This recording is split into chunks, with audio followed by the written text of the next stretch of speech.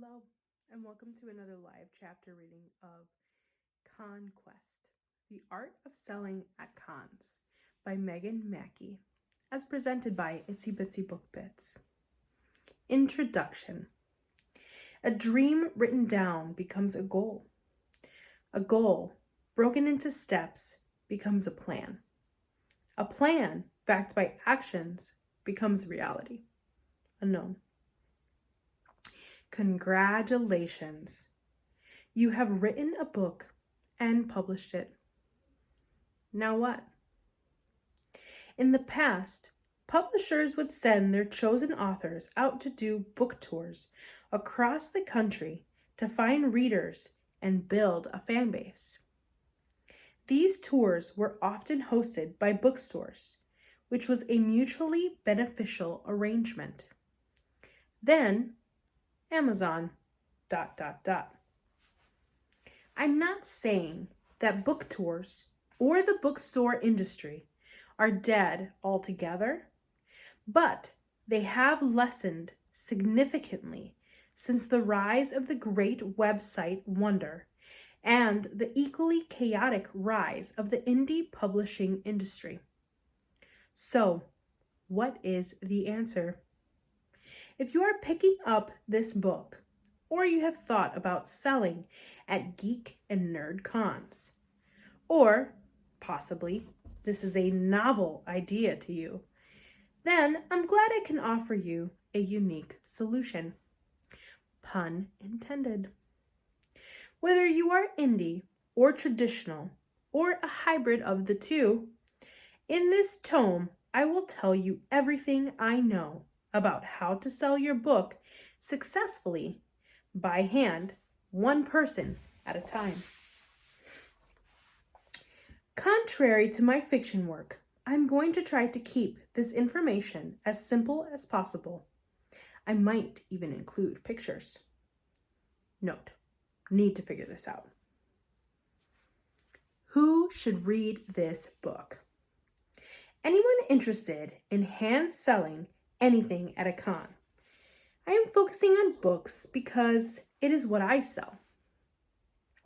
But these principles can apply to any conquest you plan to go on. These are all the tips and tricks that have contributed to making me a success.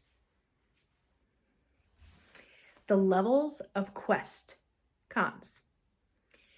Library con. When you are starting out, it can be overwhelming. So the smartest thing to do is start small. That's where library cons come in. They are small. The tables are often cheap or free, and the people who go to libraries like books. So you will find a receptive audience. It's a good place to practice your pitching skills and work out your approach. See more about this in later sections. Local cons. These cons are usually small, possibly 5,000 to 15,000 people. Local cons are often found out about by word of mouth and can be very specialized, focusing on a single idea. For example, HorrorCon is about all things horror. Steampunk Geneva is about all things steampunk. Often, you will find literary cons in this category. LitFest is a book-selling festival hosted in Chicago's Printers Row that sells and promotes all things books. Literary cons, specifically, are great because they open to all genres of books. So if you have a book that will fit in, but is possible to get a table at cons that do not fit the genre of your book. Historically, I would go and sell my urban fantasy / cyberpunk book at steampunk cons and always did fairly well there.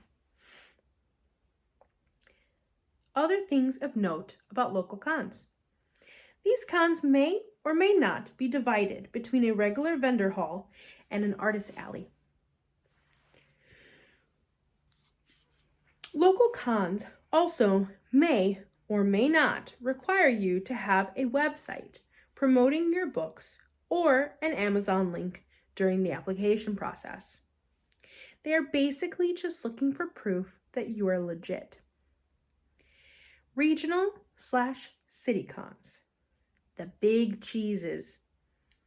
These cons are the gold standard, the ones where tens of thousands of people attend, and you can never hope to market to them all. These cons have a lot to recommend them. They are often expensive or difficult to get into, but if you manage to get into them and you have your pitch and product ready, they can be very lucrative. These regional/city cons are the sweet spot for individual authors who have gotten fairly confident and established. They are where you can potentially get the most return on your investment. That is not to say that you couldn't go ahead and start at a larger con. If you feel confident or the con is familiar to you, I say go for it. The most important point I want to make is simply start somewhere. Birds don't fly until they jump from the nest, and the same is true for anything you want to start. These cons will definitely want you to have a website to include on your application.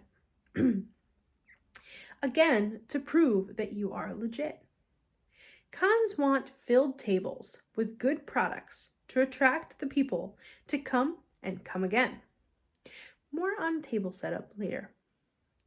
One of the best ways to judge the health and possible successes of a regional/city con is by what kind of celebrities the con was able to attract.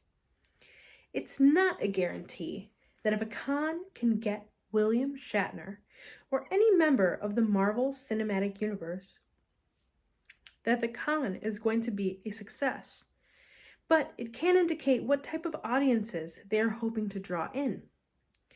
Are they having a bunch of wrestling heroes attending? Or superheroes? Or Disney princesses? Or TV stars from the hottest current show?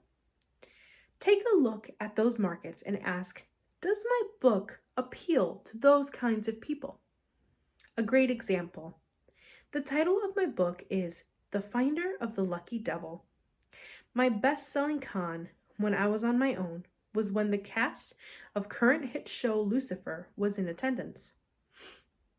On top of that, David Tennant had just had success with Good Omens, so there was a real devil/demon theme to the con.